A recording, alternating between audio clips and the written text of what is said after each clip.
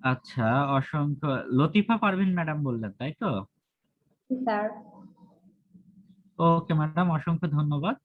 তবে আমরা একটু ইনক্লুসিভিটি স্যার আমি একটু আমাদের বলি। হ্যাঁ স্যার বলেন। আমি যতটুকু বুঝেছি স্যার সেটা হচ্ছে যে একটা মানে রুমে, মনে করেন একটা লার্নিং রুমে আমার যেসব লার্নাররা থাকে তাদের যে যে রিকোয়ারমেন্ট, তারা সবাই একরকম মেধা সম্পন্ন বা একরকম শারীরিক ভাবে একই রকম থাকবে না, তাদের বিভিন্ন ধরনের চাহিদা থাকবে। সেই চাহিদাগুলোকে মোটামুটি পূরণ করার যে বিষয়টা, সেটাই হচ্ছে স্যার মানে এই সমন্বয়ের বিষয়টা আর কি স্যার। মানে এইটুকুই আর কি স্যার আমি যেটা বুঝেছি। আচ্ছা ম্যাডাম, অসংখ্য ধন্যবাদ। আপনি যেটা বলেছেন এই কথাটার মধ্যে অনেক কিছু চলে এসেছে। ঠিক আছে, আর কেউ কি একটু বলতে পারেন?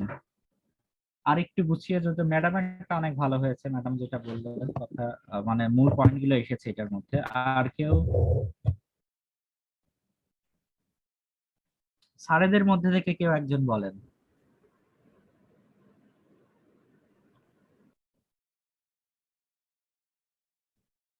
শহীদুল ইসলাম স্যার, শুনতে পাচ্ছেন? জি স্যার, শুনতে পাচ্ছি হ্যাঁ, স্যার। আপনি কিছু বলেন স্যার। স্যার ইনক্লুসিভিটি স্যার, যে আমাদের সমাজের যে সকল স্যার স্তরের। আরেকটু স্যার, স্যার এক সেকেন্ড, আপনি একটু উচ্চারণটা সঠিক হচ্ছে না সম্ভবত, আরবার একটু চেষ্টা করবেন স্যার।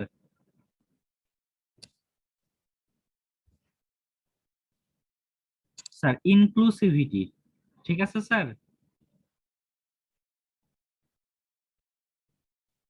শহীদুল ইসলাম স্যার, আপনার মাইক্রোফোন মিউট আছে, আনমিউট করে নেন।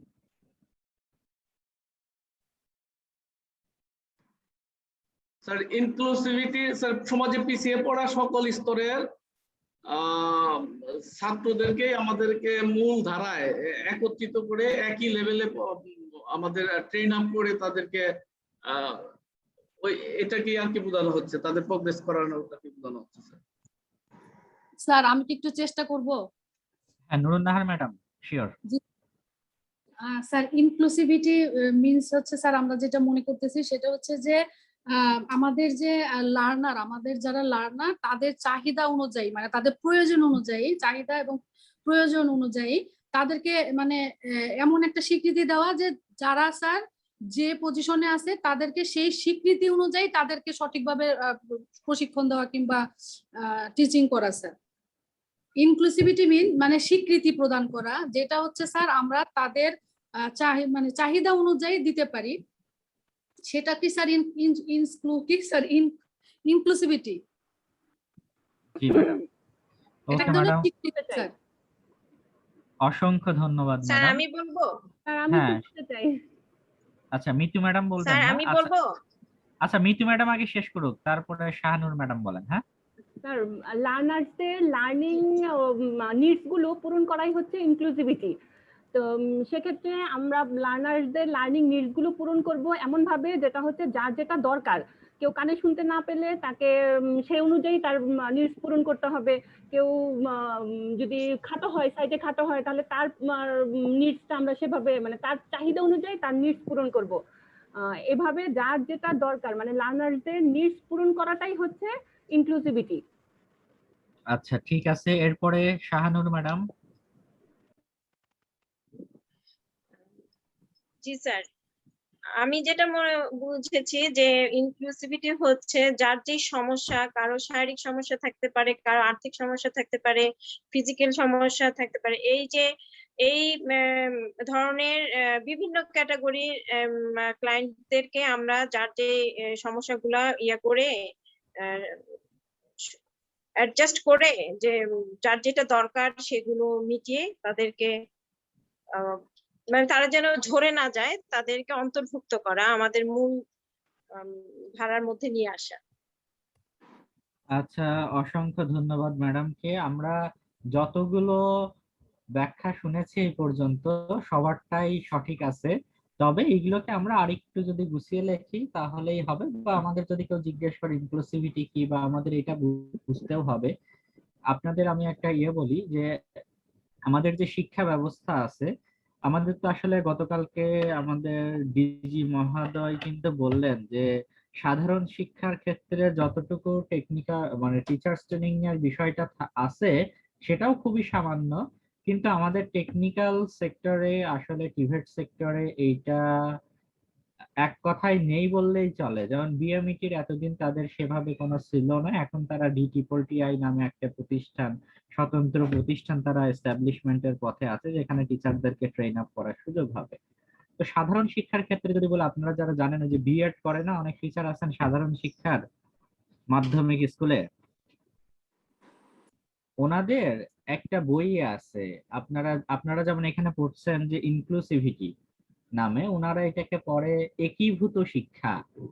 মানে একীভূত শিক্ষা বলতে বোঝায় এমন যে ইনক্লুসিভিটি যদি আপনি ডিকশনারি দেখেন তো এখানে দেখবেন এই শব্দটা আছে, একীভূতকরণ বা অন্তরীকরণ বা সবাইকে একসাথে নিয়ে কাজ করা। এই ইনক্লুসিভিটি মূলত এটাই যে আমাদের সমাজে অনেক মানুষ আছে, অনেক বিভিন্ন আমাদের কি বলা যায় সোশ্যাল ক্লাস আছে, জাতিগত ভিন্নতা আছে, আমাদের ধর্মীয় দিক থেকে আমরা আলাদা, আমাদের আর্থিক ব্যাপারে আমরা আলাদা, এবং আমাদের যদি দেখা যায় যে স্টুডেন্টদের দিকে তাকায়, কেউ একটু বেশি ভালো পড়তে বুঝতে পারে, কেউ একটু বুঝতে সমস্যা হয়, কারোর কোনো শারীরিক প্রতিবন্ধকতা থাকে, তো এরকম অনেক রকম বিষয় নিয়েই কিন্তু আমরা কি বলা যায় আমাদের সমাজের প্রতিটা মানুষের মাঝেই কোনো না কোনো দিকে কারোর একটু ভালো আছে, কারোর কিছুটা দুর্বলতা আছে। তো শিক্ষাকে কখনোই কোনো নির্দিষ্ট একটা শ্রেণীর জন্য বা নির্দিষ্ট একটা গোত্রের মানুষের জন্য এভাবে আপনার করা যাবে না। সবাইকেই সমানভাবে আমাদের সুযোগ করে দিতে হবে, সবাই যাতে সমানভাবে অংশগ্রহণ করতে পারে। আহ, দেশের নাগরিক হিসাবে প্রত্যেকেরই আমরা যেটা বলি যে সকলের অধিকার সমান। তো এইটাই মূলত আমাদের এস্টাবলিশ করার জন্য ইনক্লুসিভিটির বিষয়টা আমাদের এখানে এসেছে। যে এবং আপনাদের এই সিবিএলএমটা, আপনাদের যতগুলো সিবিএলএম আছে তার মধ্যে সব থেকে সহজ সিবিএলএম যদি বলতে পারেন তাহলে এইটা একটা। কারণ এইখানে যে কন্টেন্ট গুলো ডেলিভারি করা হবে, দেখেন আপনাদেরকে যাদেরকেই প্রশ্ন করা হলো সবাই কিন্তু সঠিক অ্যান্সারই দিয়েছে।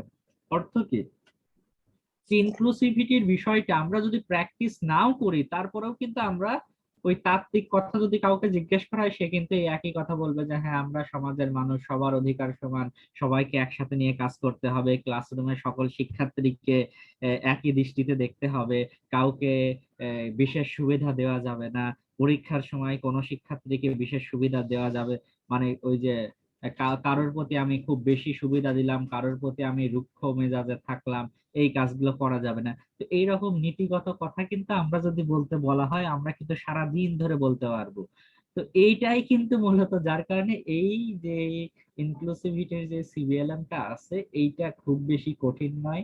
এবং আপনারা যেটা পড়েছেন সকালে আমাদের রফুজ্জামান স্যার যা পড়িয়েছেন এবং এর পরবর্তীতে যা পড়বেন সবকিছু আপনাদের কাছে মনে হবে যে একই বিষয়ে আলোচনা করা হচ্ছে, নতুনত্ব এখানে আপনারা তেমন কিছুই পাবেন না। সবাই কি স্যার বুঝতে পেরেছেন? জি স্যার। তারপরেও আমরা একটু দেখার চেষ্টা করি, আমি আপনাদের কিছু একটা স্লাইডের মাধ্যমে প্রেজেন্টেশনের আকারে দেখাচ্ছি। এই স্লাইডটা তৈরি করা আপনাদের বিকেটিটিসি এর একজন ম্যাডাম আছেন, ওনার নামটা এক্স্যাক্টলি এই মুহূর্তে আমার মনে পড়ছে না, ওনার তৈরি করা প্রেজেন্টেশন একটা। তো এটা আমি আপনাদেরকে দেখাই। দেখেন একটা এখানে বলা আছে একটা কথা, প্রিন্সিপালস অফ অ্যাডাল্ট লার্নিং। এখানে দেখেন বলছে learning needs to be learner centred. আচ্ছা এই শব্দটা কি আপনারা পেয়েছেন এই পর্যন্ত জি সকাল স্যার, থেকে? পেয়েছি, সকালে পেয়েছি স্যার। আচ্ছা লার্নার সেন্টার্ড এটার মানে কি কেউ বলতে পারেন ম্যাডাম? আর লার্নার সেন্টার বলতে আগে আমরা ট্রেডিশনাল সিস্টেমে যেরকম টিচাররা বলবো, টিচাররাই করবো, স্টুডেন্টরা শুনবে, খালি বসে থাকবে। আর লার্নার সেন্টার বলতে বোঝায় যে যারা লার্নার আছে মানে তারা কেন্দ্রীভূত, মানে তারা মূল। টিচার সেন্টার না আর কি, লার্নাররা প্রশিক্ষণের মূলে থাকবে লার্নার আর কি। শিওর, মানে আমরা ডেলিভারি দেব আমাদের মূল ফোকাস থাকবে লার্নারের উপরে, লার্নারের নিডস কতটুকু, লার্নার কতটুকু রিসিভ করতে পারলো। আমাদের আগের ট্র্যাডিশনাল সিস্টেমে আমরা যেটা থাকতো সেটা হলো টিচার সেন্টার্ড, অর্থাৎ টিচার কি করতো, সে ডেলিভারি দিত, সেই ডেলিভারি অনুযায়ী তার যেদিন যেটা মনে হতো পড়াতো। কোনো শিক্ষার্থী যদি বলতো স্যার বুঝতে পারিনি, কোনো দুর্বল শিক্ষার্থী বলতো কি যে তোমার বোঝার দরকার নাই, ঠিক আছে। এই এইরকম একটা কিন্তু কালচারের মধ্যে দিয়ে আমরা আমরা আমাদের শিক্ষাটাকে আমরা দেখেছি। বাট আমরা মডার্ন যে প্যাডাগজি সেখানে আমরা বলছি না, আপনার লার্নিং নিডসটা হবে কি টু বি লার্নার সেন্টার্ড, অর্থাৎ আমাদের মূল ফোকাসটাই থাকবে লার্নারের উপরে। লার্নার যা চাইবে, লার্নার যতটুকু নিতে পারবে তার উপযোগী করেই আমাকে ডেলিভারি তাকে দিব। The learning process needs to support increasing learner independence. আচ্ছা, যেমন এখানে একটা কথা বলেছে দেখেন, লার্নার ইন্ডিপেন্ডেন্স, প্রত্যেকটা লার্নারই যে আলাদা, প্রত্যেকের ভিতরে তার চিন্তাধারা, তার বোঝার ধরন ভিন্ন ভিন্ন হতে পারে। তো এইটাকে যে তুমি বেশি বুঝো, তুমি কম বুঝো, এইভাবে কাউকে ট্রিট করা যাবে না। আমরা অনেক সময় কাজটা করি যে তুমি তো সব ক্লাসে সবকিছু বেশি বুঝো, বেশি ফটর ফটর করো, বা কাউকে আমরা বলি যে তুমি তো কিছু বুঝোই না, যেটা বুঝাই সেটা না বুঝে আর একটা বুঝো। তো এইটা না, সে যেভাবে বুঝতে পারে প্রয়োজনে তাকে আমাকে সেভাবেই বুঝিয়ে দিতে হবে। আমাদের মনে রাখতে হবে আমি যত এই জাতীয় কথা বলি না কেন, এতে আমার লার্নারের কোনো চেঞ্জ আসবে না। আমার মূল বিষয়টা হলো আমার যদি 10 জন লার্নার থাকে তাহলে 10 জন লার্নারকেই প্রিপেয়ার করা, 10 জন লার্নারকেই সমান লার্নিং আউটকাম যাতে অর্জন করতে পারে। আচ্ছা, লার্নিং আউটকামটা আমরা পরবর্তীতে আরো আলোচনা করব, সেইটাই তখন আমরা বিস্তারিত জানবো। তো আমাদের মূল টার্গেটই থাকবে যে প্রত্যেকটা আমার যদি 10 জন লার্নার থাকে, 10 জন লার্নারের 10 রকম ভাবে তারা বুঝতে পারে। বাট অ্যাজ এ ট্রেইনার আমাকে তাকে ওই লার্নারের মতো করে, আমাকে লার্নারের অবস্থানে গিয়ে সে যেভাবে চিন্তা করে বা সে যেভাবে ভালো বুঝতে পারে সেভাবেই তাকে আমরা আমাদের লেসনটা ডেলিভারি দিব। আচ্ছা, এইখানে দেখেন, দেখা যাচ্ছে যে সমুদ্রের পাড়ে অনেক আপনার এরকম কি এই শামুক ঝিনুক পড়ে আছে, থাকে কি না? আমি তো ওই যে সেন্ট মার্টিনে গিয়েছিলাম, গিয়ে তো অবাক হয়ে গেছি যে পুরো সি বিচে এরকম হাজার হাজার আপনার এরকম শামুক ঝিনুক পড়ে থাকে। তো এটা ওই যে উদ্দেশ্যে ছবিটা একটা জাস্ট রূপকথা দেওয়া, যেরকম অনেক পড়ে আছে। আপনি যদি তাদেরকে, এগুলো মনে করেন আপনার শিক্ষার্থী, আপনি যদি তাদেরকে ভালো মতো কেয়ার করতে পারেন, আপনি যদি তাদেরকে কি বলা যায় সেভাবে যদি গাইড করতে পারেন, তাহলে আপনি প্রতিটা ওই ঝিনুকের মাছ থেকেই আপনি কি পেতে পারেন, একটা করে মুক্তা পেতে পারেন। এই মুক্তাটা হলো আপনার শিক্ষার্থীর অন্তর্নিহিত একটা কি বলা যায় তার পটেনশিয়াল, বা তার একটা কি বলা যায় সুপ্ত প্রতিভা, যেটা হয়তো এতদিন কেউ জানতো না, বা সে শিক্ষার্থীও জানতো না যে তার মধ্যে কোনো একটা বিশেষ গুণ বা ভালো কিছু বা একটা প্রতিভা আছে। আপনার অ্যাজ এ টিচার বা ট্রেইনার আপনার দায়িত্ব হলো তাকে নার্সিং করে, তাকে গ্রুমিং করে সেই সুপ্ত প্রতিভাটাকে বিকশিত করা। বা কিন্তু আমাদের সমাজে কি হয়, আমরা অধিকাংশ ক্ষেত্রে যে কাজটা করি, আমরা আমাদের লার্নারদেরকে অনেক সময় ডিমোটিভেট করি, তাদেরকে তো কোনো কিছুতে উৎসাহিত না করে তাকে আরো আমরা বিভিন্ন ভাবে বিভিন্ন কাজে অনুৎসাহিত করে ফেলি। ফলে যে সমস্যাটা হয় যে তারা কিছুদিন পরে সে লেখাপড়ার প্রতি আগ্রহ হারিয়ে ফেলে, এবং অল্প কিছু ছাত্র ছাড়া একটা বড় অংশের শিক্ষার্থীরাই ক্লাসরুমে তারা কনসেন্ট্রেট করতে পারে না, কারণ তাদেরকে সেভাবে যেভাবে পরিচর্যা করার দরকার ছিল সেভাবে আমরা সাধারণত করতে পারি না। তো এখন আমরা একটা ডেফিনেশন দেখি, এই ডেফিনেশনটা হয়তো স্যার আপনাদের সকালে পড়িয়েছে কিনা দেখেন তো। ডেফিনেশন অফ ইনক্লুসিভিটি, যদি আপনার প্রশ্ন থাকে হোয়াট ইজ ইনক্লুসিভিটি, তাহলে আপনাকে যদি যা লিখতে চান আপনারা এই কথাটা লিখতে পারেন। দেখেন এখানে এক লাইনেই অ্যান্সারটা হয়ে যাবে যে ইনক্লুসিভিটি কি। Inclusivity means recognizing, accommodating and meeting the learning needs of all your learners. কেউ কি বলতে পারেন এটার অর্থটা কি হবে? এই যে সেন্টেন্সটা আমরা এখন পড়লাম, এখানে কি বলতে চাওয়া হয়েছে?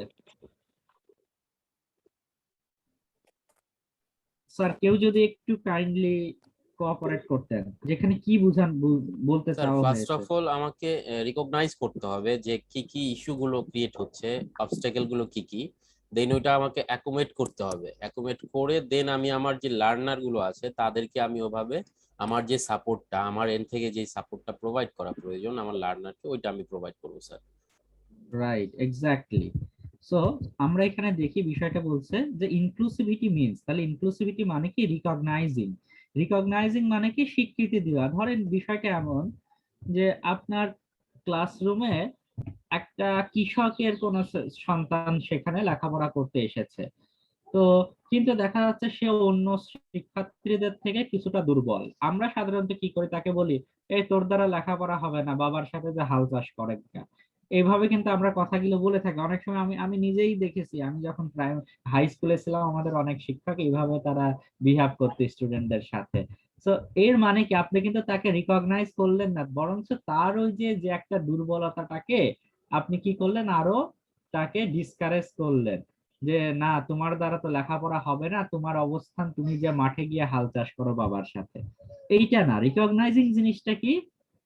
আপনি এটাকে তাকে স্বীকৃতি দিলেন যে ও, তুমি, তোমার বাবা একজন কৃষক, অন্যরা যারা এখানে লেখাপড়া করছে তাদের বাবারা চাকরি করে, কারোর বাবা ব্যবসায়ী, তারা তাদের সন্তানকে পাঠিয়েছে, কিন্তু তোমার বাবা একজন কৃষক হয়েও তোমাকে স্কুলে পাঠিয়েছে, তার মানে তোমার বাবা তোমাকে নিয়ে অনেক বড় স্বপ্ন দেখে, তোমাকে সেই স্বপ্ন পূরণ করতে হবে।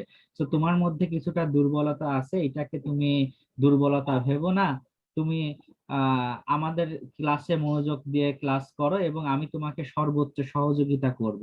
তা আমি যদি তাকে এইভাবে কথাটা বলি, তার মানে কি? আমি তার বিষয়টা কিন্তু রিকগনাইজ করলাম, তাকে কিন্তু আমি আর 10 জনের সামনে কি করলাম? তাকে কিন্তু সম্মানিত করলাম, তাকে কিন্তু আমি ডিমোটিভেট করলাম না, আরো মোটিভেট করলাম। সে কিন্তু নতুন একটা স্পিড পাবে এবং তার যে সমস্যাগুলো দেখা যাচ্ছে যে সে ঠিক মতো ক্লাসে আসতে পারে না, হয়তো তার পরিবার বাবার সাথে কখনো মাঠে কাজে যেতে হয় বা কোনো একটা কাজে সে ব্যস্ত হয়ে পড়ে, ক্লাসে ঠিক মতো আসতে পারে না, বা বাসায় ইলেকট্রিসিটি নাই, রাত্রে লেখাপড়া করতে পারে না ঠিক মতো, বা প্রাইভেট টিউটরের কাছে যেতে পারে না, বা কোনো সমস্যা হতেই পারে। তো এইগুলোকে আপনি অ্যাকোমোডেট করলেন এবং তার জন্য যেভাবে তাকে আপনার চাহিদা পূরণ করে তাকে আপনি অন্য 10টা শিক্ষার্থীর সমপর্যায়ে যাতে আসতে পারে সেভাবে আপনি তাকে ট্রেনিং ডেলিভারি দিলেন। তো এটাই হলো মূলত ইনক্লুসিভিটির মূল বিষয়। সবাই বুঝতে পেরেছেন স্যার? জি স্যার। আচ্ছা, তাহলে এইটাই হলো ডেফিনেশন। দেখেন খুব বেশি একটা কঠিন ডেফিনেশন না। আপনারা প্রায় 35 দিন আপনাদের ক্লাসই হবে, তো এর ফাঁকে আমার মনে হয় এটা সবারই মুখস্থ হয়ে যাবে একটা line, just inclusivity means recognising, accommodating and meeting the learning needs of all your learners. আচ্ছা, এটাকে কি আমাদের কেউ একজন রিডিং করতে পারবেন এই ডেফিনেশনটাকে? জি স্যার, পড়তে পারবো। হ্যাঁ ম্যাডাম বলেন। Definition of inclusivity. Inclusivity means recognizing, accommodating, and meeting the learning needs of all your learners. Inclusivity embraces, right? আচ্ছা, ওটা নিচে একটু আর দরকার নাই। হ্যাঁ ম্যাডাম, ওটা থাক। Inclusivity আরেকজন means স্যার বলতে পারেন? Inclusivity means recognizing, accommodating, and meeting the learning needs of all your learners. Sir এটা আসলে বুঝতে পারলে ইনক্লুসিভিটির মিনিংটা আসলে মাথায় ঢুকে যাবে, পড়তে পড়তে হয়তো ইনশাআল্লাহ চলে আসবে। শিওর। আর কোন স্যার? একজন স্যার বলেন। স্যার আমি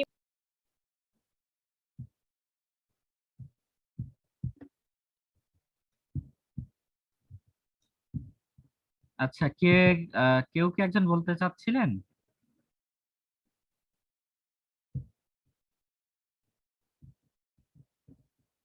আচ্ছা, আপনারা কি আমাকে শুনতে পাচ্ছেন? হ্যাঁ স্যার, বলবো। হ্যাঁ বলেন স্যার, কে বলছেন? আমি মনিরুজ্জামান বলতেছি, টাঙ্গাইল কেটিসি থেকে স্যার। মনিরুজ্জামান স্যার, আচ্ছা জি স্যার, আপনি বলেন। হ্যাঁ, definition of inclusivity inclusivity means recognizing, accommodating, and meeting and the learning needs of all your students. A learner, sorry. ওকে, ঠিক আছে স্যার। আর আর কেউ? আর আমি পড়তে চাই। হ্যাঁ, sure. Definition of inclusivity. Inclusivity means recognizing, accommodating, and meeting the learning needs of all your learners. আর কেউ? Sir আমি বলি, sure. definition of inclusivity. Inclusivity means recognizing, accommodating, and meeting the learning needs of all your learners. অসংখ্য ধন্যবাদ madam. Thank you, sir. এরপরে আমাদের স্যারদের মধ্যে কেউ একজন বলেন। স্যাররা দেখি চুপচাপ। না ম্যাডাম বলতে থাকে, আমরা খালি শুনি। আপনারা শুনবেন শুধু? জি। আচ্ছা, তারিকুল ইসলাম স্যার, 16 নাম্বার সিরিয়াল। জি স্যার।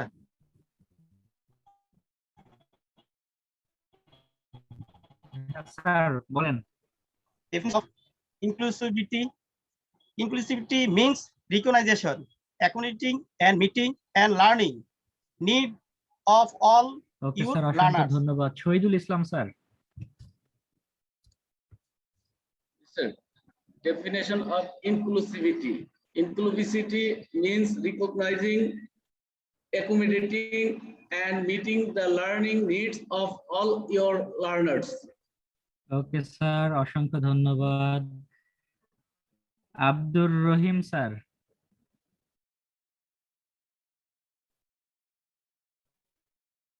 স্যার মিউটেড আছে আপনি। Definition of inclusivity.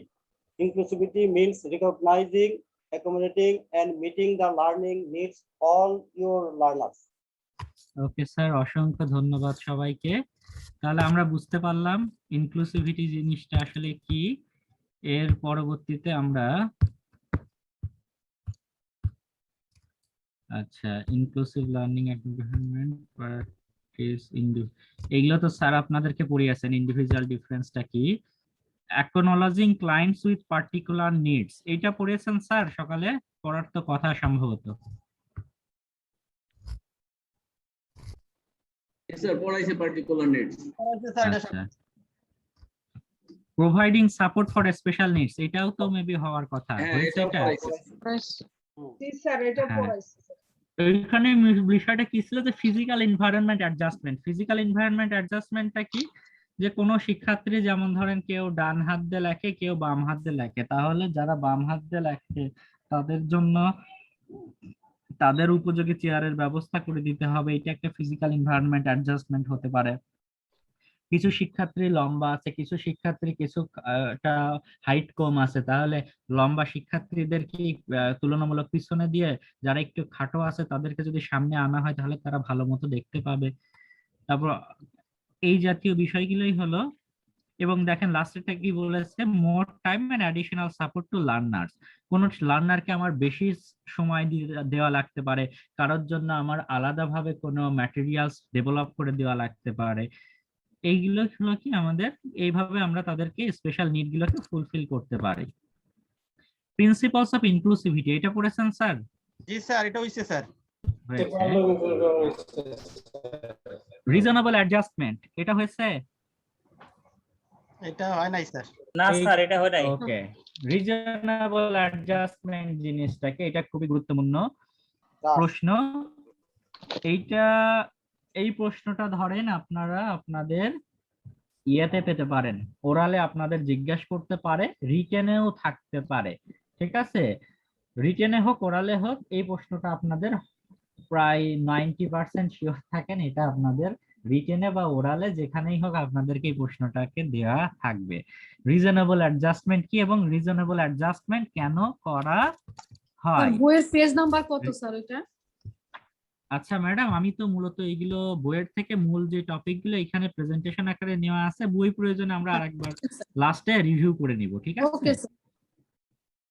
আচ্ছা,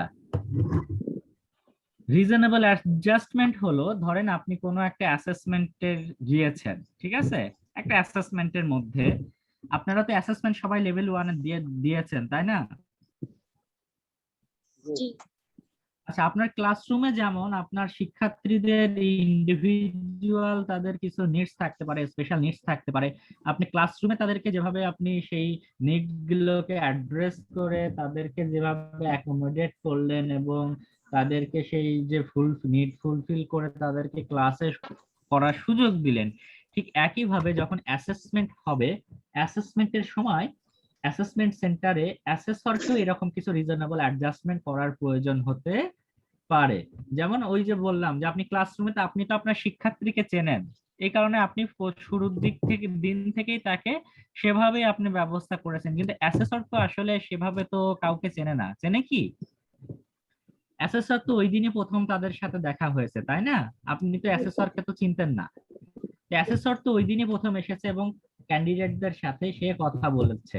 তো সেই সময় অ্যাসেসরের কাজ হবে ক্যান্ডিডেটদের কাছ থেকে তাদের যদি কোনো স্পেশাল নিডস থাকে সেইগুলোকে জেনে নেওয়া, জেনে নিয়ে যতটুকু সম্ভব অ্যাডজাস্টমেন্টটা কি হবে, রিজনেবল হবে, মানে যুক্তিসঙ্গত হবে, যাতে আপনার যে অ্যাসেসমেন্টের যে ক্রাইটেরিয়া গুলো আছে, আচ্ছা আমরা অ্যাসেসমেন্ট ক্রাইটেরিয়া কি এগুলো পরবর্তীতে আরো স্টাডি করব, তখন আরো ক্লিয়ার হবে।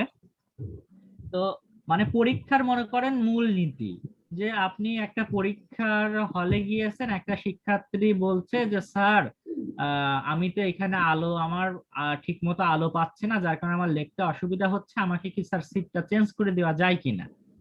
আপনি তাকে কি করলেন, যেখানে ভালো আলো আছে এমন একটা জায়গায় তাকে বসালেন, এইটা হলো রিজনেবল অ্যাডজাস্টমেন্ট। এইটা আপনি পরীক্ষার যে মূল নীতি সেটা কিন্তু ভঙ্গ করলেন না। বাট আরেকজন শিক্ষার্থী বললো স্যার এই প্রশ্নের অ্যান্সারটা তো ভুলে গিয়েছি, এটা যদি আমি অ্যান্সার না করতে পারি স্যার আমার তো পাস হবে না, স্যার আমার অ্যান্সারটা একটু স্যার বলে দেন। এইটা যদি আপনি বলে দেন সেটা কিন্তু রিজনেবল হলো না। তার মানে রিজনেবল অ্যাডজাস্টমেন্ট হলো আপনার ওই যে যে পরীক্ষা বা অ্যাসেসমেন্টের যে মূলনীতি সেটাকে যদি আপনি ভঙ্গ না করে আপনি আপনার যে ক্যান্ডিডেট আছে তাদের যদি কোনো স্পেশাল নিডস থেকে থাকে, যেমন কারোর দেখতে অসুবিধা হচ্ছে তাকে একটু আলোর মধ্যে বসানোর ব্যবস্থা করা, কেউ শুনতে সমস্যা হচ্ছে আপনি তাহলে জোরে কথা বলতে পারেন বা তার কাছে গিয়ে বলতে পারেন বা তাকে সামনে নিয়ে আসতে পারেন, এমনটা হতে পারে। তো এইভাবে করে কি করা যায়, তাদেরকে আপনি অ্যাসেসমেন্টে যাতে সঠিকভাবে পারফর্ম করতে পারে সেই ব্যবস্থা তৈরি করে দেওয়াটাই হলো রিজনেবল অ্যাডজাস্টমেন্ট। Clear sir? দেখেন বলছে কি, reasonable adjustment are design to ascertain that all people are treated equally in the assessment process without compromising the integrity of the competency standard। অর্থাৎ রিজনেবল অ্যাডজাস্টমেন্ট সেভাবে করতে হবে যার ফলে আপনার অ্যাসেসমেন্ট প্রসেসে সকল ক্যান্ডিডেট সমানভাবে তাদের সাথে মানে সুযোগ বা তাদেরকে সমানভাবে ট্রিট করা হবে, এবং এটার ফলে এটাও খেয়াল রাখতে হবে যে আপনি তাদেরকে যে এই সুবিধাগুলো দিতে গেলেন এর ফলে যাতে আপনার যে কম্পিটেন্সি স্ট্যান্ডার্ড ছিল বা আপনার যে হলো অ্যাসেসমেন্টের নিয়ম কানুন ছিল সেটা যাতে ভঙ্গ না হয়ে যায়। স্যার সবাই কি বুঝতে পেরেছেন? জি স্যার। জি স্যার। একটু যদি কেউ বলতেন যে তাহলে রিজনেবল অ্যাডজাস্টমেন্ট জিনিসটা আসলে কি? স্যার আমি বলবো রিজনেবল অ্যাডজাস্টমেন্টটা হচ্ছে যে তাকে তার যা মানে সুবিধা করে দিতে হবে, তার সাথে মানে এমন মানে যে পরিস্থিতিতেই হোক না কেন সেই পরিস্থিতি অনুযায়ী কাকে করব এটা? স্যার আমার যে শিক্ষার্থী। আচ্ছা ম্যাডাম আমরা এখানে, আচ্ছা ম্যাডাম আপনি তাহলে একটু ওয়েট করেন, আর একজন দেখি বলুক আগে। হ্যাঁ কেউ আছেন আর কে বলতে চাচ্ছেন? স্যার কি তাপসী ম্যাডাম? ওকে তাপসী ম্যাডাম বলেন। যে ছাত্রকে আমরা অ্যাসেসমেন্ট করব সেই ছাত্রের যদি কোনো প্রবলেম থাকে, যেমন সে মানে সে এরকম যে অ্যাসেসমেন্ট করার যখন করবে, যে অ্যাসেসমেন্ট করতে আসবে অ্যাসেসর, সে তার কিছু জিনিস যেমন সেও কিছু জিনিস ইয়ে করতে পারে, মানে যেগুলা হলো স্যার এরকম। ম্যাডাম ধন্যবাদ, আর কেউ বলতে পারবেন? আর আমি একটু চেষ্টা করি। শিওর। স্যার মানে রিজনেবল অ্যাডজাস্টমেন্ট, এখানে আসলে অ্যাডজাস্টমেন্টের কথাটাতেই আমরা বুঝতে পারতেছি যে ক্লাসে প্রথমে আমি অ্যাসেসমেন্ট করতে গেলেই আমাকে আগে টোটাল ক্লাসটাকে পর্যবেক্ষণ করে বুঝতে হবে যে কারো কোন মানে ওই যে আমাদের স্যার ওইটা আমি বলতে পারতেছি না, যাই হোক আমাদের আগে মানে এটাকে অ্যাডজাস্ট করতে হবে যে কারো কোনো এক্সট্রা কেয়ার নিতে হবে কিনা। যেমন স্যার যদি কেউ যদি একটু নিচু হয়, বেঞ্চটা হয়তো ধরতে পারতেছে না, সে হাইটে একটু সমস্যা আছে, তাহলে তাকে একটু হাইটের ব্যবস্থা করে দেওয়া। কেউ যদি আলোর সমস্যা হয় তাকে একটু আলোতে নিয়ে বসানো, এবং কারো যদি দেখতে সমস্যা হয়, যদি আমি প্রজেক্টরে করি তাহলে তাকে একটু কাছে নিয়ে বসানো।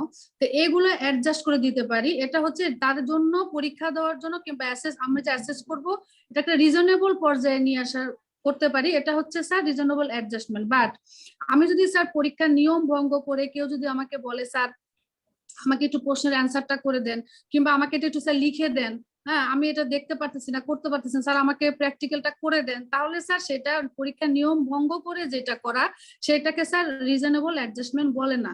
হ্যাঁ ওটা হবে না, কিন্তু আমি তাকে সুবন্দোবস্ত করে দিতে পারি, তাকে ভালো জায়গার একটা ব্যবস্থা করে দিতে পারি, তার সমস্যাটা সমাধান করে দিতে পারি স্যার।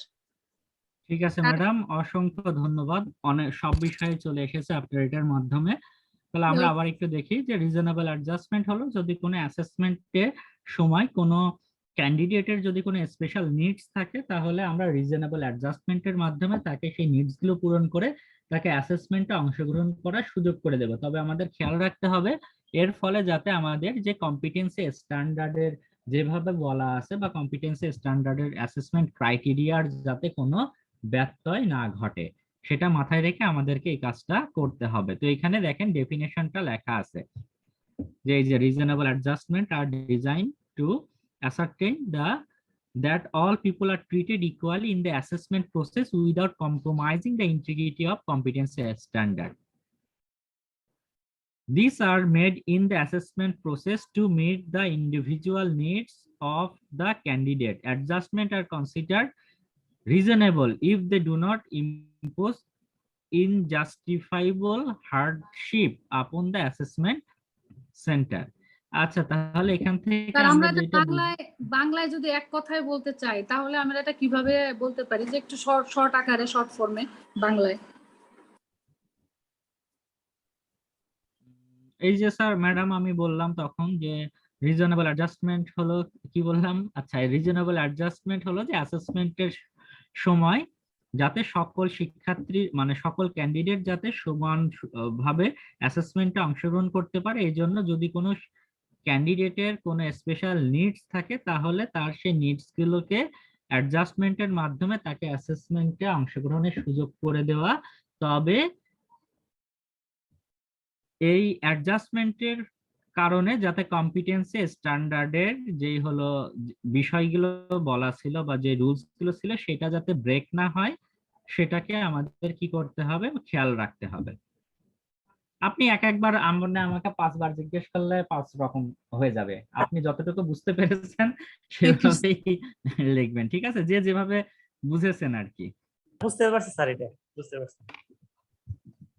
ঠিক আছে স্যার, আমরা তাহলে নেক্সটে যেতে পারি। কিন্তু স্যার এক মিনিট। হ্যাঁ শিওর, বলেন। আমরা যদি ধরেন এখানে আপনি যেভাবে সাজায় লেখা আছে, আমাদের কিন্তু বইয়ের ভিতরে এই রিজনেবল অ্যাডজাস্টমেন্টের ব্যাপারে সেভাবে পয়েন্ট আকারে নাই। আচ্ছা স্যার, রিজনেবল অ্যাডজাস্টমেন্ট সম্পর্কে সম্ভবত এই বইয়ে যদি না থাকে অন্য কোনো একটা জায়গাতে বিস্তারিত হয়তো লেখা আছে, ঠিক আছে স্যার? এখানে একটা জিনিস লেখা আছে স্যার, যে to practise inclusivity within a training and or assessment organization, you will need to make reasonable adjustment to your assessment method and tools in response to the particular needs of your client, and this adjustment can include দিয়া কিছু point দিছে sir. ওইটাতে আমরা যাচ্ছি, হ্যাঁ ওইখানে কিছু লেখা আছে, ওইটাতে আমরা বই খুলে দেখবো, সমস্যা নেই স্যার। আচ্ছা ঠিক আছে স্যার, আপনি যেটা বলেছেন হ্যাঁ এইভাবে ডেফিনেশন দেওয়া নাই, তবে এই ডেফিনেশনটা অন্য আরেকটা বই থেকে নিয়ে এখানে দেওয়া হয়েছে, আপনাদের অন্য কোনো সিবিএলএম এ আছে এটা। আচ্ছা এরপরে আমরা যাই strategies to promote inclusive learning environment. Strategies শব্দের অর্থ কি স্যার, কে বলতে পারবেন? স্যার নীতিগত কৌশল বা কৌশল। রাইট, স্ট্র্যাটেজিস মানে হলো কৌশল। তাহলে how to promote an inclusive learning environment, আচ্ছা sorry, strategies to promote an inclusive learning environment. একটা ইনক্লুসিভ লার্নিং এনভায়রনমেন্ট তৈরি করতে আমরা কি কি কৌশল অবলম্বন করা লাগতে পারে, বুঝতে পেরেছেন? তো কি কি কৌশল অবলম্বন করলে একটা ইনক্লুসিভ লার্নিং এনভায়রনমেন্ট তৈরি করা যাবে? প্রথমে দেখেন বলছে কি, প্রোভাইডিং ইনফরমেশন টু লার্নার্স। লার্নারদেরকে সঠিক তথ্য দিতে হবে, সব রকমের তথ্য এই ট্রেনিং রিলেটেড। না হলে অনেক সময় কি হয় যে আপনার ধরেন একটা শিক্ষার্থী অ্যাসেসমেন্ট মানে ট্রেনিং এ আসলো, আসার পরে জানলো যে তার এই ট্রেনিং এর জন্য এই প্রি রিকুইজিট গুলো ছিল, কিন্তু তার তো সেটা নাই, কিন্তু সে তো ট্রেনিং এ চলে এসেছে, দেখা যাচ্ছে সে দেশের বিভিন্ন অনেক দূরবর্তী কোনো প্রান্ত থেকে এসেছে, বা আসার পরে জানলো যে তার এই ডকুমেন্টসটা লাগবে, যে তার ন্যাশনাল আইডি কার্ডের ধরেন অরিজিনাল কপিটাই তার লাগবে।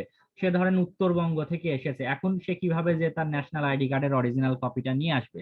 এই জন্য আপনি এবং আপনার ট্রেনিংটা কখন হবে, কত মিনিট সে ছুটি পাবে, কত মিনিট ব্রেক পাবে, এবং ট্রেনিং রিলেটেড সকল তথ্য আগে থেকে আপনি কি করবেন, লার্নারকে দিয়ে দিবেন, যাতে সে এই বিষয়গুলো আগে থেকেই জানে যে ট্রেনিং এ এসে তাকে কি করতে হবে, কি না, মানে সে কি সুযোগ পাবে, বা তার হলো কি কি সুবিধা সে এখান থেকে নিতে পারবে, সবকিছু আগে থেকেই সে যাতে ক্লিয়ার থাকে, এইটা আপনাকে ইনশিওর করতে হবে।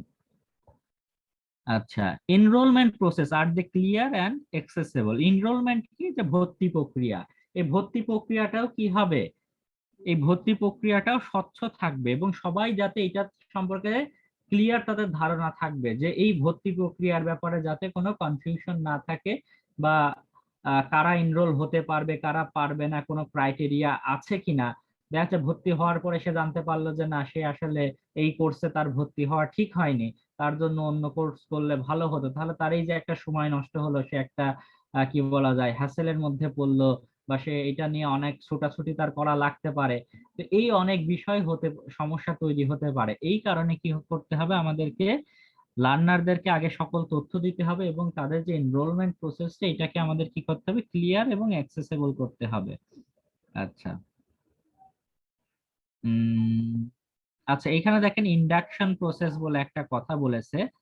আমি যতটুকু বুঝেছি এই শব্দটা এসেছে সম্ভবত ইন্ডাকশন প্রসেস বলতে এইটাকে বোঝানো হয়েছে, I am not sure 100%, but সম্ভবত এই উদ্দেশ্যে শব্দটা দেয়া হয়েছে, যে ইন্ডাকশন বলতে মূলত আমরা বুঝলাম আবেশ, মানে একজনের সংস্পর্শে এসে আর একজনের কিছুটা চেঞ্জ হইতে পারে, কিছু পার্থক্য তৈরি হতে পারে, হয়তো সেই উদ্দেশ্যে এই জিনিসটা এখানে দেওয়া হয়েছে। মনে করেন যে আপনি একটা চুম্বকের পাশে আর একটা লোহাকে আনলেন, তো লোহা কি হবে, চুম্বক দ্বারা চুম্বকায়িত হবে। কিছু সময় যদি লোহাকে চুম্বকের পাশে রাখেন, এরপরে দেখবেন লোহাতেও চুম্বকের মতো গুণাবলী চলে এসেছে, লোহাও অন্য আর একটা লোহাকে আকর্ষণ করা শুরু করেছে।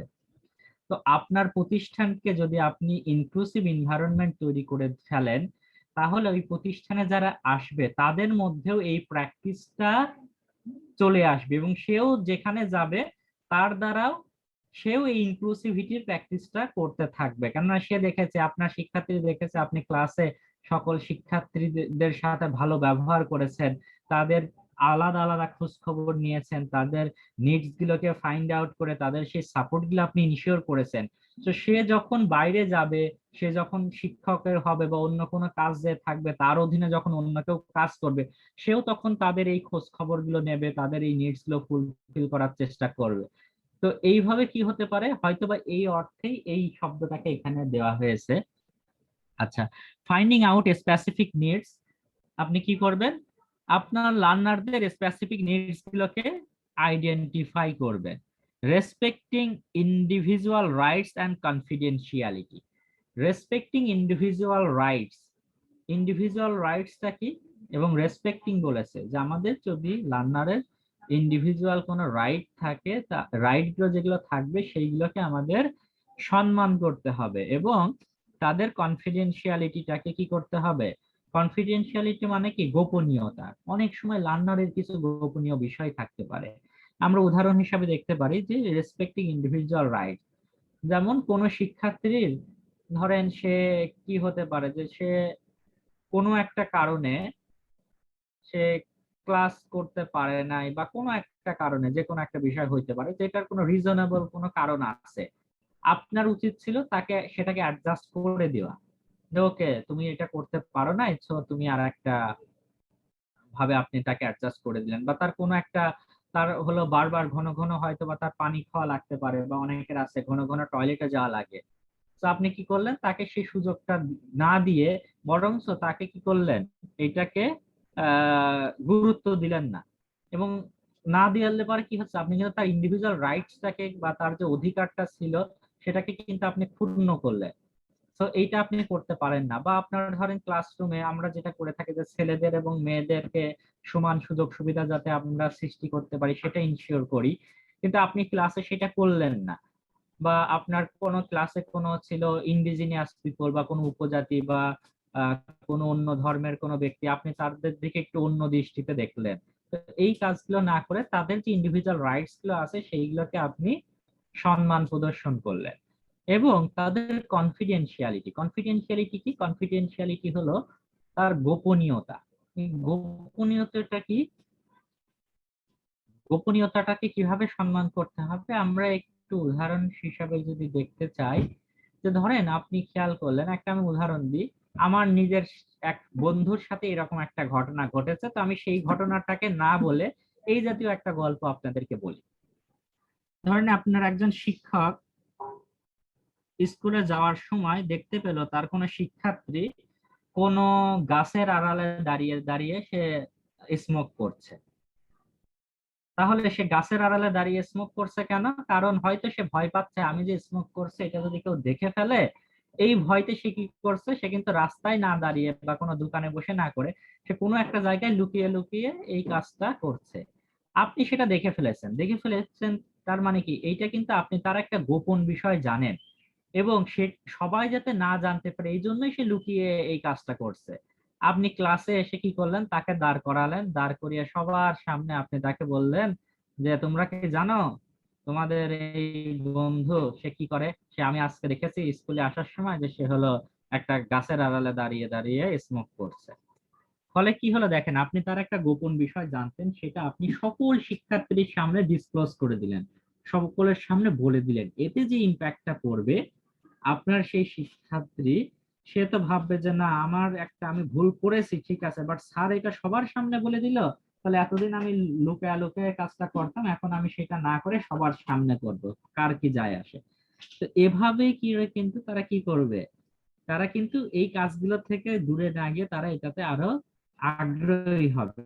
আবার আমরা আরেকটা কাজ করে থাকি শিক্ষকরা অনেক সময়, যে হয়তো তার কোনো ভাই বোন আগে আমার কাছে লেখাপড়া করতো, তাদের কোনো একটা খারাপ দোষ ত্রুটি ছিল, সেইটাকে আমি এই ক্লাসে বলতেছি তাকে যে ও তুমি তো এই কাজই করবা কারণ তোমার ভাইও তো এই কাজ করতো।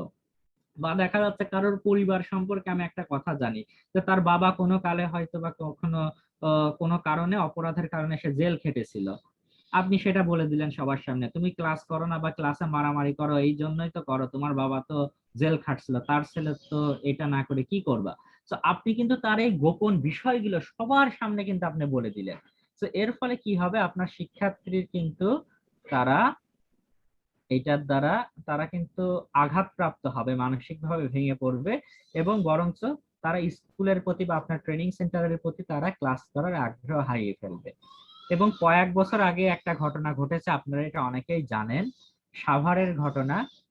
রাস্তায় জ্যাম থাকার কারণে কিছু শিক্ষার্থী সাভার ক্যান্টনমেন্ট স্কুলে তারা যেতে লেট হয়ে যায়, ফলে শিক্ষক তাদের ক্লাসে ঢুকতে দেয় না। তারা যেহেতু জ্যামের কারণে লেট হয়েছে, শিক্ষকের উচিত ছিল তাদেরকে ক্লাসে প্রবেশ করার সুযোগ দেওয়া, কিন্তু সে কি করেছেন যে না, শিক্ষার্থীদেরকে ক্লাসে প্রবেশ করতে দেননি। ফলে তারা কি করেছে, শিক্ষার্থীরা গিয়ে নদীতে গোসল করতে নেমেছে এবং 3জন না 4জন শিক্ষার্থী কিন্তু নদীতে ডুবে তখন মারা যায়। তো এই যে বিষয়গুলো আমরা শিক্ষকরা সবসময় করে থাকি অধিকাংশ সময়ই, তো এইগুলো আমাদের করা যাবে না। তো আমরা যদি একটা ইনক্লুসিভ লার্নিং এনভায়রনমেন্ট ক্রিয়েট করতে চাই, তাহলে আমাদের যে ইন্ডিভিজুয়াল রাইটস আছে স্টুডেন্টদের, সেগুলোকে রেসপেক্ট করতে হবে এবং তাদের যে কনফিডেন্সিয়ালিটি আছে সেইগুলোকেও আমাদের মেনটেন করতে হবে। এইগুলোকে সবার সামনে আমরা উন্মোচন করব না। যদি করি তাহলে এটা ইনক্লুসিভ হবে না। আর ইনক্লুসিভ করতে চাইলে আমাদেরকে এইগুলো আমাদের লার্নিং এনভায়রনমেন্টে এই বিষয়গুলোকে স্ট্র্যাটেজি হিসাবে নিতে হবে। তো এখন আমি সবার কাছে চাচ্ছি আপনাদের এই বিষয়ে আপনাদের একটু মতামত চাচ্ছি। আপনাদের কি মনে হয় যে এইগুলো যদি আমরা করি, এগুলো যদি প্র্যাকটিস আমাদের লার্নিং এনভায়রনমেন্টে করি, তাহলে আমরা কি কি বেনিফিট পেতে পারি? স্যার আপনারা যদি এখন একটু কথা বলেন। জি স্যার। এটার প্রশ্ন কি কি হতে পারে? আচ্ছা স্যার, কে যেন প্রথমে একজন কথা বলতে চাচ্ছিলেন, একটু যদি বলেন। আমি আজহার আলী বলতে চাচ্ছিলাম স্যার। জি স্যার। এই যে ইনক্লুসিভিটি যেটা বললেন আপনি, এই বিষয়টা আমি একটা, আমাদের হয়তো অনেক স্যারা দেখছে যে ক্লাসে আমাদের টিচারদের কি ধরনের আচরণ হওয়া দরকার। আমি একটু মিডিয়াতে দেখেছি, যেমন আমি একটু বলি যে একটা শিক্ষক এক অনুষ্ঠানে গেছে, বড় অনুষ্ঠান, সেখানে তার ছাত্র ছিল, সে ছাত্র তাকে যায় পায়ে হাতে সালাম করতে, জড়াতে বলতে স্যার আমাকে চিনতে পারছেন কিনা। তখন স্যার অত চিনতে পারে, স্যার ওই যে আমি সেই ছাত্র যে আপনি ক্লাসে একটা কলম ছিলাম, তার ওই ক্লাসে একটা কলম হারায় গেছিল, এক ছাত্র চুরি হয়েছিল, তখন সে ওই কলমটা নিয়েছিল, বলে আপনি, তখন সে বলতেছেন আমি তো তোমাকে চিনতে পারি না। তার কারণ ওই টিচার কলমটা খোঁজার জন্য প্রত্যেকটা ছাত্রর চোখ বন্ধ বেঁধে ফেলেছিল, বেঁধে তাদেরকে উল্টা দিকে হয়, সেই টিচার প্রত্যেকের পকেট খুঁজে একজনের পকেটে পেয়েছিল, কিন্তু টিচার বলতেছে আমি নিজেরও চোখ বেঁধে রাখছিলাম। টিচারও নিজেরও চোখটা বেঁধে রেখে সে খুঁজছে যে কার কাছে পেয়েছে, টিচার আর নিজেও চেনে না, কোনো ছাত্রকেও জানতে দেয় নাই। এই বিষয়টা আমার মনে হয় আমাদের এই ধরনের একটা উদাহরণ এখানে আছে, যে টিচার নিজেও জানে না যে কার কাছ থেকে সে কলমটা চুরি যাওয়া কলমটা পেয়েছিল, কার কাছে। স্যার এটা একটা স্যার উদাহরণ স্যার, যে আমি আমার স্টুডেন্টদের রাইট এবং তাদের যে কনফিডেন্সিয়ালিটি আছে সেটাকে আমি কিন্তু মেইনটেইন করলাম।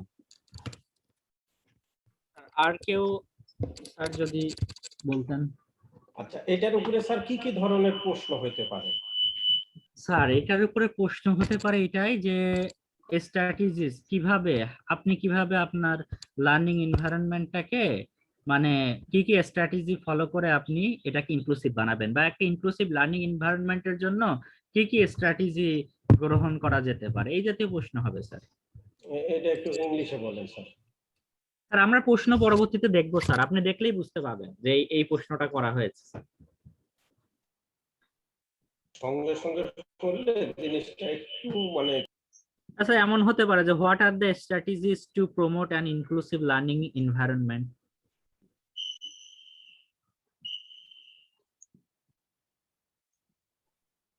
বা write down the strategies of inclusive learning environment, এভাবেও আসতে পারে প্রশ্ন।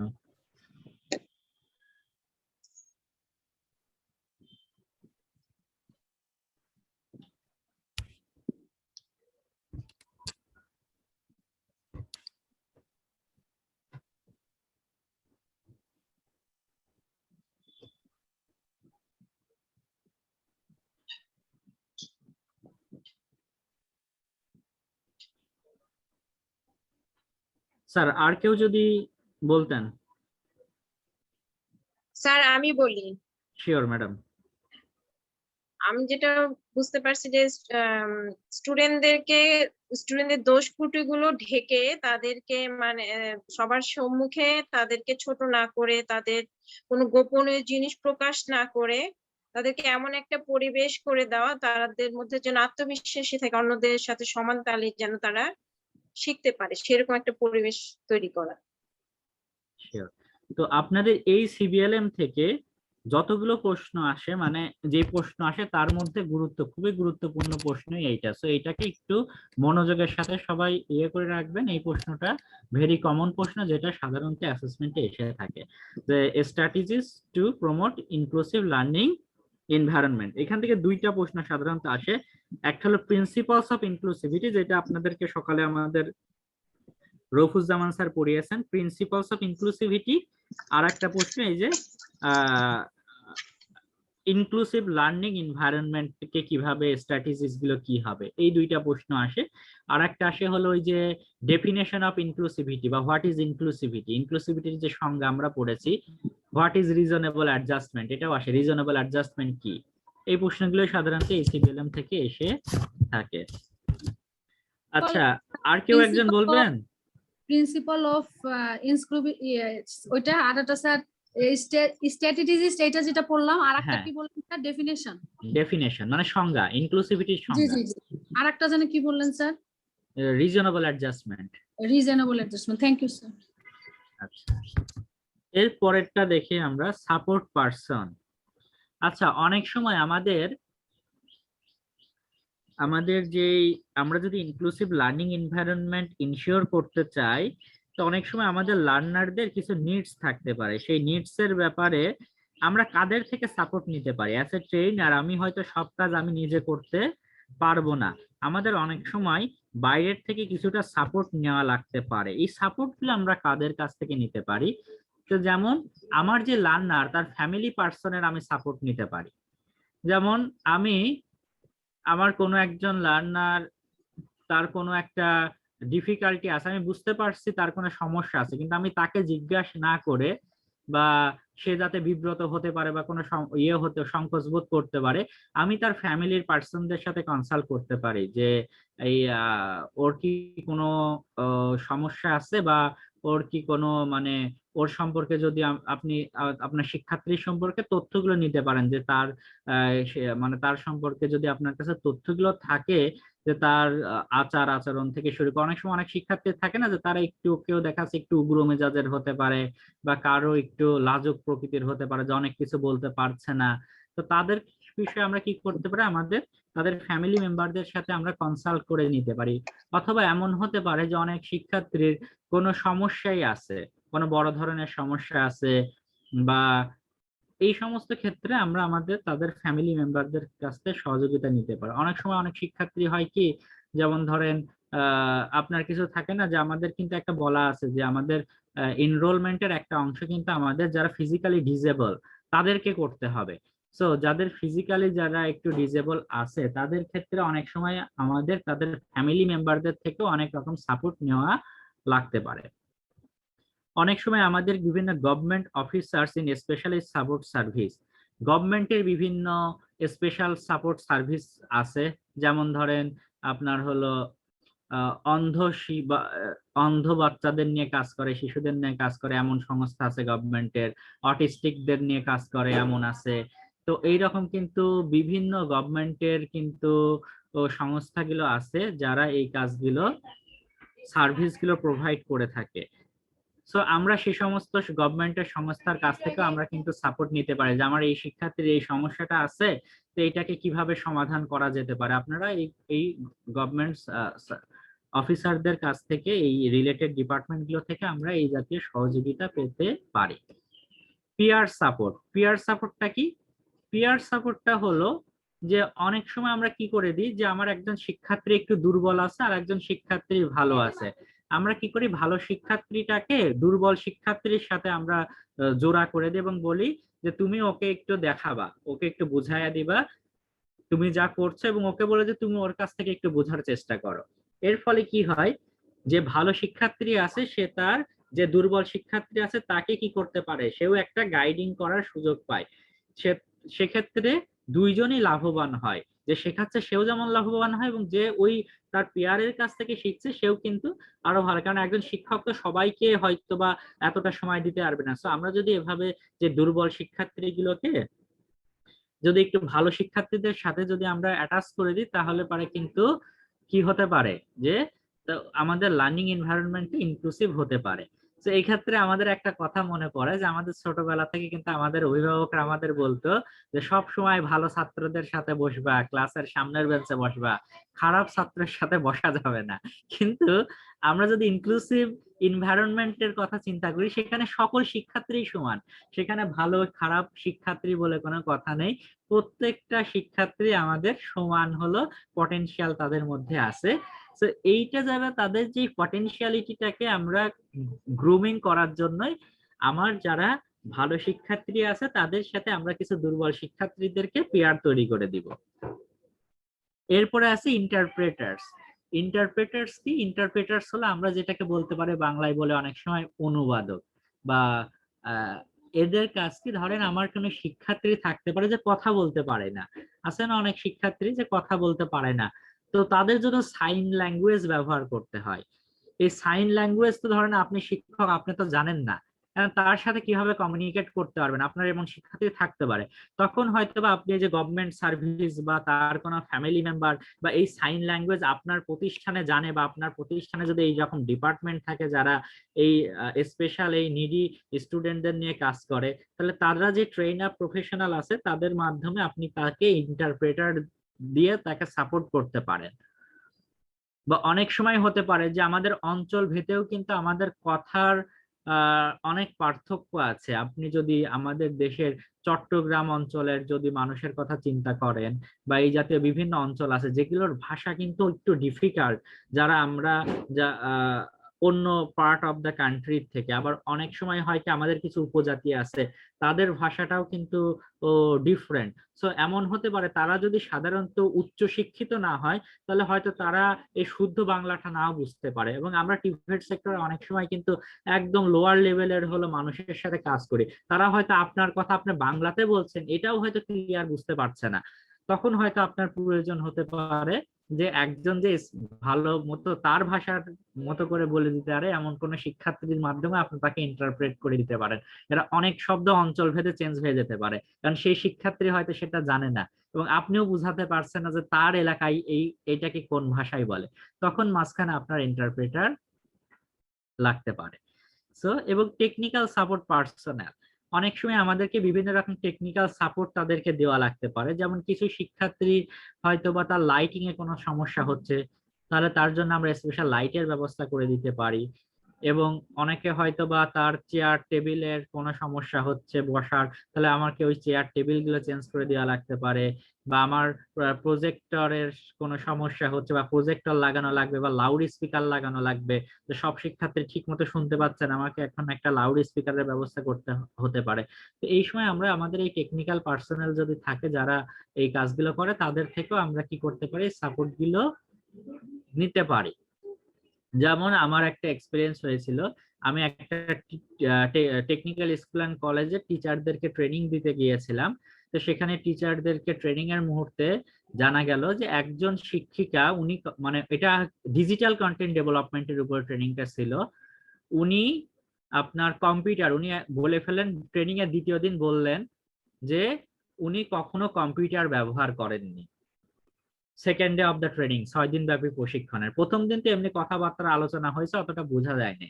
দ্বিতীয় দিন এসে তিনি এটা বললেন, তখন কি করা হলো, তাকে আর একটা ওইখান থেকে একজন শিক্ষার্থীকে নিয়ে সেই টিচারের সাথে ওই পিআর করে দেওয়া হলো। সে বসে বসে ওই কি বলা যায় সাপোর্ট দিয়ে দিয়ে কাজগুলো তার টিচারকে দিয়ে করালেন, এবং ট্রেনিং শেষেও সে তার ওই শিক্ষিকার সাথে কাজ করে করে করে করে লাস্টের দিন এসে উনি নিজেই কম্পিউটার চালান, এই 6 দিনের মধ্যে উনি কম্পিউটারও চালানো শিখেছেন, এবং কি উনি পাওয়ার পয়েন্টের প্রেজেন্টেশন তৈরি করে এই অনলাইনে এসে এভাবে প্রেজেন্টেশন উনি দিয়ে দেখাতে পেরেছেন। সো এইটা এই জন্য বললাম যে আমাদের শুধু শিক্ষার্থীদেরও কিন্তু না, অনেক সময় আমাদের শিক্ষকের মধ্যেও কিন্তু এরকম অনেক সাপোর্ট কিন্তু আমাদের নেওয়া লাগতে পারে। সেটা আমরা অন্য টিচারের থেকেও যেমন নিতে পারে, আমরা শিক্ষার্থীদের থেকেও কিন্তু অনেক শিক্ষক আমরা চাইলে এই সাপোর্ট গুলো নিতে পারি। এটা কিন্তু একটা গুড এক্সাম্পল। অনেক সময় আমরা শিক্ষকরা আমাদের দুর্বলতা গুলোকে আমাদের শিক্ষার্থীদের সামনে প্রকাশ করতে চাই না, যে শিক্ষার্থীরা কি ভাববে যে আমার এই দুর্বলতাটা আছে। বাট আমি যদি এটাকে যদি আমি মনে করি যে না আমার এই ইমপ্রুভমেন্টটা দরকার, তখন কিন্তু চাইলে আমি আমার শিক্ষার্থীর কাছ থেকেও কিন্তু আমরা সাপোর্টটা নিতে পারি। তো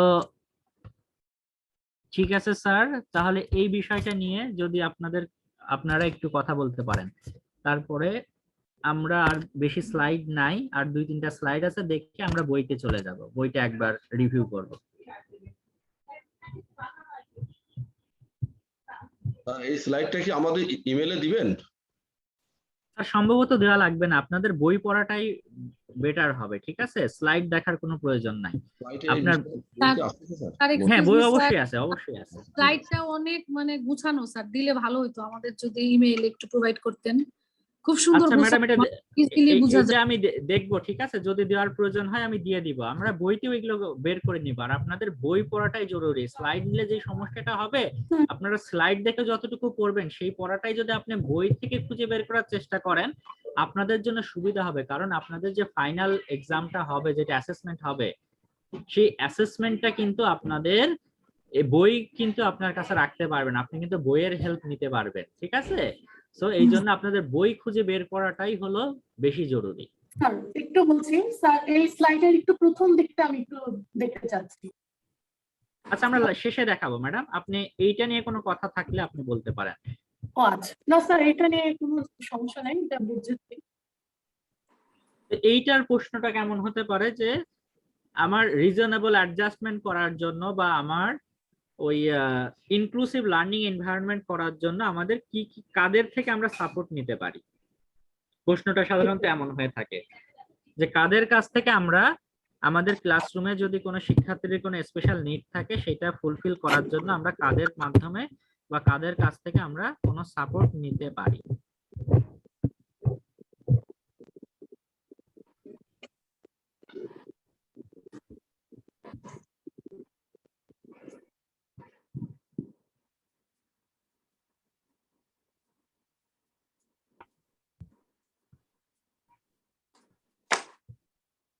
আচ্ছা, তাহলে এই বিষয়টা সবাই ক্লিয়ার তো? তাহলে আমরা পরবর্তীতে চলে যাব।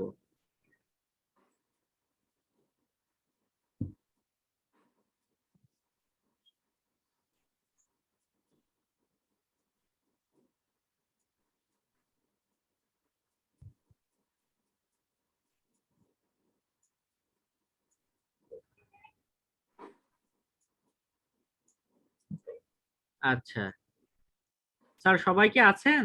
আমাকে শুনতে পাচ্ছেন? স্যার শুনতে পাচ্ছি। জি স্যার, শুনতে পাচ্ছি স্যার। আচ্ছা, এই স্লাইডের উপরে আপনাদের কারোর কোনো কথা আছে?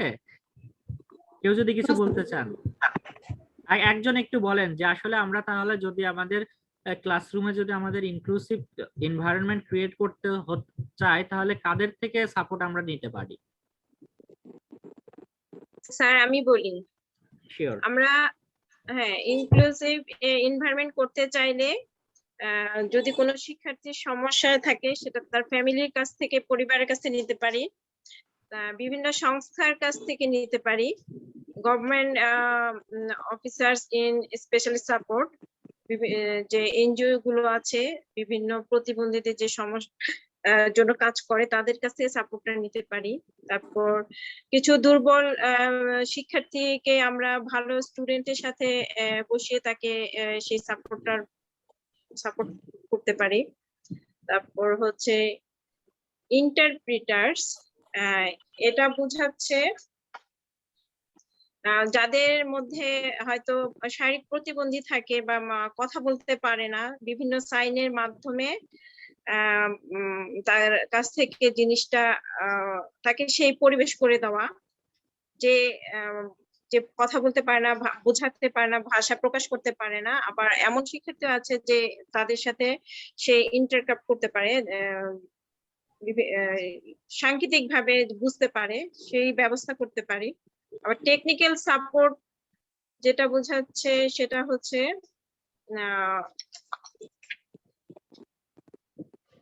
যে জিনিসটা তার সাপোর্ট দরকার, কারো হয়তো উঁচু টেকনিক্যাল প্রবলেম গুলা যেটা থাকতে পারে সেটা সাপোর্ট। ঠিক আছে ম্যাডাম, তাহলে আমরা বুঝতে পেরেছি বিষয়টা। আমরা তাহলে পরবর্তী স্লাইডে চলে। এর পরবর্তীতে আমরা করব কি বলে, আমরা বই রিভিউ করব। আমাদের আর বেশি কিছু নাই। আমরা এখানে দেখি গ্রাউন্ড রুলস। গ্রাউন্ড রুলস জিনিসটা কি? কেউ কি বলতে পারেন গ্রাউন্ড রুলস কি? এই শব্দটির আগে আমরা কোথাও শুনেছি? জি স্যার, শুনেছি গ্রাউন্ড রুলস। জিনিসটা কি স্যার বলেন তো? গ্রাউন্ড রুলস হলো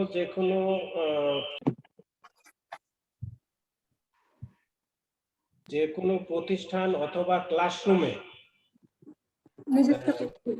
কাজ করা বা সেই রিলেটেড যে কোনো জিনিসের ব্যাপারে কিছু নিয়মগুলি মানাটাই হলো গ্রাউন্ড রুল।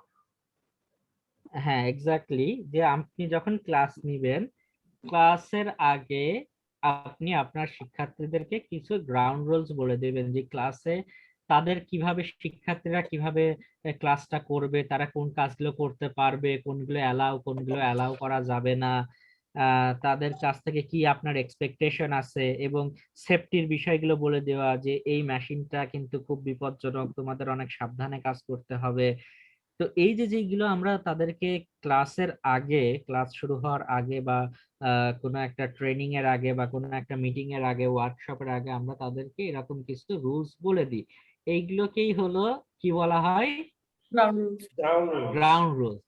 তবে গ্রাউন্ড রুলসটা নিয়ে আরো আলোচনা আছে, বইয়ের মধ্যে আমরা গেলে পাবো যে গ্রাউন্ড রুলস অবশ্যই শিক্ষার্থীদেরকে সাথে নিয়ে তৈরি করতে হবে। বুঝতে পারছেন? গ্রাউন্ড রুলসটা শিক্ষার্থীদের সাথে নিয়ে তৈরি করতে হবে। আমরা কি কাজটা করি স্যার, উদাহরণ দিই।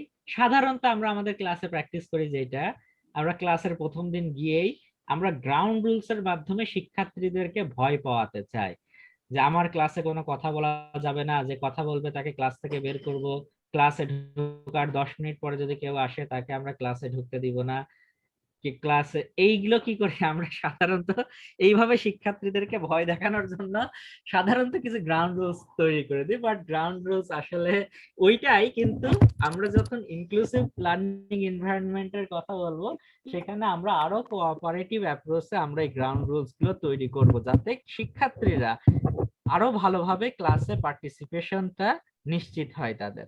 Clear sir? ক্লিয়ার এটা নিয়ে আর কোনো আলোচনা লাগবে? স্যার, প্রয়োজন হবে না। সামনের দিকে আগাই স্যার। জি স্যার। আচ্ছা, এইখানে দেখেন একটা বিষয় স্যার, আমি আছে। একটা প্রশ্ন করতে চাচ্ছিলাম। Sure madam.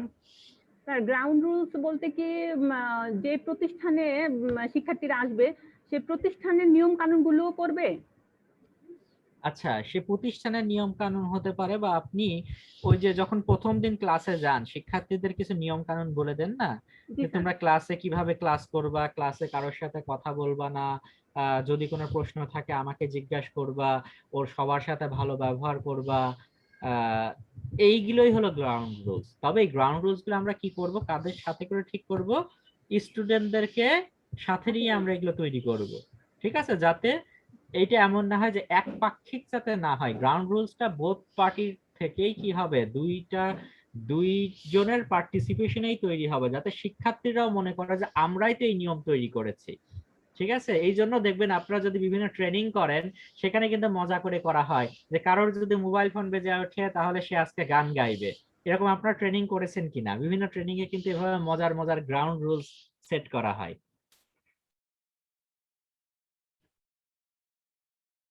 তো এইগুলোকে হলো গ্রাউন্ড রুলস মূলত, guidelines for behaviour and acceptance, যে কোন কোন তাদের আচার আচরণ কেমন হবে ক্লাসে, এবং তাদের কোন কোন জিনিসগুলো গ্রহণযোগ্য হবে এই বিষয়গুলো, এবং তাদের সেফটি এবং কমফোর্টের বিষয়গুলোও কি করতে হবে, এই গ্রাউন্ড রুলস এর মধ্যেই বলে দিতে হবে, যে আমাদের এই ওয়ার্কশপটা বা আজকে যে প্র্যাকটিক্যালটা করব, এই প্র্যাকটিক্যাল কিন্তু বা এই ক্লাসে আমরা যাতে বেশি না করি, কেননা কোনো বিপদ ঘটতে পারে, এইগুলো আগে থেকে বলে দিও। এটাই হলো গ্রাউন্ড রুলস। আচ্ছা, পরের টপিকে আমরা আসি, ভার্বাল এন্ড বডি ল্যাঙ্গুয়েজ। আমরা শব্দটা শুনেই বুঝতে পেরেছি, ভার্বাল ল্যাঙ্গুয়েজ হলো বাচন ভঙ্গি, আমি কিভাবে কথা বলি, এটা হলো আমার ভার্বাল। আর বডি ল্যাঙ্গুয়েজ হলো আমার অঙ্গভঙ্গি, গেস্টার, অর্থাৎ আমি কথা বলার সময় আমার শরীরের কি অঙ্গভঙ্গি গুলো হয়। তো এইগুলো দেখেন কি বলছে, যে ক্লাসে যদি আপনি ইনক্লুসিভ ক্লাস করতে চান, তাহলে ইনক্লুসিভ ক্লাসরুমের জন্য ভার্বাল এন্ড বডি ল্যাঙ্গুয়েজটা খুবই গুরুত্বপূর্ণ। আপনাকে এমন ভাবে কথা বলতে হবে, বা আপনার ভার্বাল এবং বডি ল্যাঙ্গুয়েজ এমন হবে that recognise and values individual difference. এটা অবশ্যই আপনার কথা বলাটাই রিকগনাইজ এবং ভ্যালুস ইন্ডিভিজুয়াল ডিফারেন্স, মানে যে প্রত্যেকটা শিক্ষার্থী যে আলাদা, তার যে একটা বিশেষ ব্যক্তিত্ব আছে, প্রত্যেকেই যে আলাদা ব্যক্তিসত্তা, এইটাকে আপনার কথা বলার ধরন এটাকে রিকগনাইজ এবং এটাকে মূল্যায়ন করতে পারবে। অর্থাৎ আপনাকে সেভাবেই কথা বলতে হবে শিক্ষার্থীদের সাথে, যাতে আপনি এমন ভাবে কথা বললেন যে কিছু শিক্ষার্থীকে তুচ্ছ তাচ্ছিল্য করছেন, কাউকে ব্যঙ্গ বিদ্রূপের মতো আপনি অঙ্গভঙ্গি করছেন, এইটা করা যাবে না। ল্যাঙ্গুয়েজ দ্যাট সাপোর্ট ইনক্লুসিভিটি, আপনি সেই ভাষায় কথা বলবেন যে ভাষাটা ইনক্লুসিভিটিকে আরো প্রমোট করবে। ঠিক আছে, যেমন অনেকেই আছেন, আমি দেখেছি আমাদের সিবিটি সিস্টেমে আমার এক্সপিরিয়েন্স আছে এরকমও, যে এই বইতে তো অনেক কথাই বলা আছে, ঠিক আছে, এই তো বলার দরকার বলছে, কিন্তু আমি কিন্তু এইরকম, আমি যা বলি তাই। তো এইরকম কিন্তু চিন্তাধারা অনেকেরই আছে, ঠিক আছে, তো এইগুলো কিন্তু হবে না। আমি যে ভাষায় কথা বলবো দ্যাট সাপোর্ট, সেটা ইনক্লুসিভিটি, মানে সবাই যাতে সকলের কাছেই গ্রহণযোগ্য হয়, এইভাবে আমাকে কথাগুলো বলতে হবে। আমি কোনো discriminator, language that not discriminatory, language কখনোই বৈষম্য তৈরি করবে না। আমার ভাষাটা কখনোই, আমার কথা বা আমার বাচনভঙ্গি বা আমার অঙ্গভঙ্গি কখনোই আমার শিক্ষার্থীদের মধ্যে কোনো ডিসক্রিমিনেশন তৈরি করবে না। অনেক সময় আমরা অঞ্চল ভেদে ডিসক্রিমিনেশন করে ফেলি, যে ওই অঞ্চলের লোক, এই অঞ্চলের লোক, এই অঞ্চলের লোক ভালো, ওই অঞ্চলের লোক ভালো না। তো এই রকম, বা কোনো একটা অঞ্চলের মানুষকে নিয়ে ব্যঙ্গ বিদ্রূপ করা, বা কোনো একটা পেশাকে নিয়ে, বা কোনো একটা শিক্ষার্থীর আচার আচরণকে নিয়ে, তো এইরকম কোনো ডিসক্রিমিনেশন আমরা কখনোই আমার শিক্ষার্থীদের সামনে করব না, বা আমরা শিক্ষার্থীদেরকে ডিভাইড করে ফেলবো না, যে এইগুলো ভালো ছাত্রের গ্রুপ, এইগুলো খারাপ ছাত্রের গ্রুপ, এইগুলো ভবিষ্যৎ ভালো, এইগুলোর ভবিষ্যৎ ভালো না। এই জাতীয় কোনো ডিসক্রিমিনেটরি ওয়ার্ড, ল্যাঙ্গুয়েজ বা জেস্টার আমরা ক্লাসরুমে ব্যবহার করতে পারবো না। Clear sir?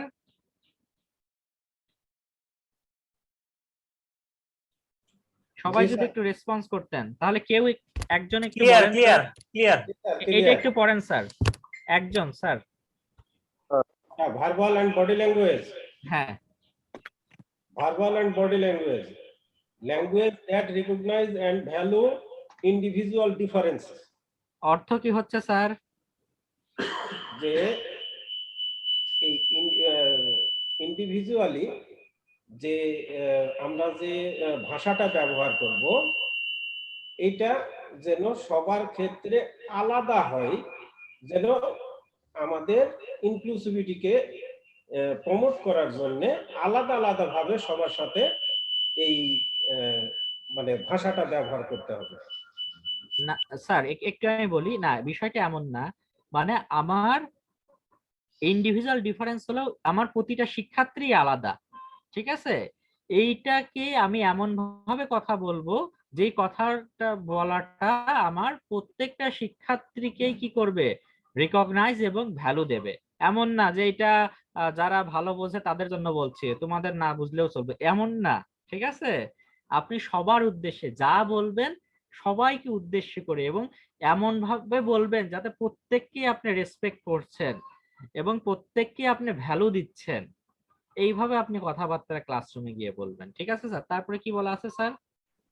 তারপরে আছে ল্যাঙ্গুয়েজ দ্যাট সাপোর্ট ইনক্লুসিভিটি, মানে ওই আগের কথাই স্যার, যে আমাদের ভাষাটা এটা যেন মানে সবার জন্য গ্রহণযোগ্য বা সেটা সাপোর্ট করে।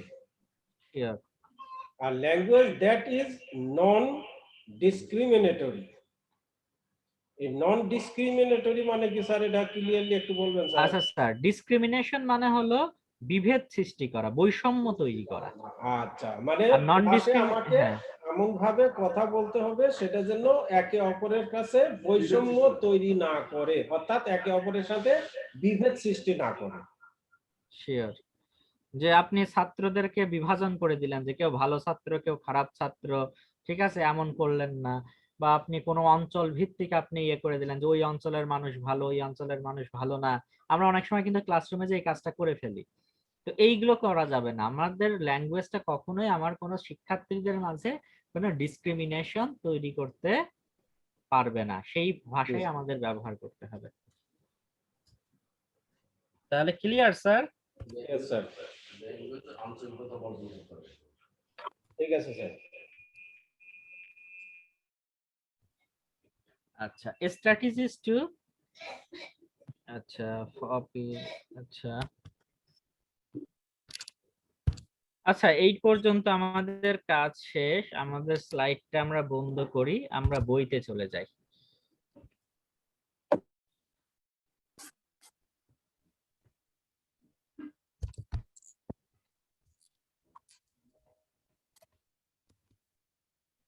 আমাদের বাজে কয়টা? 12টা।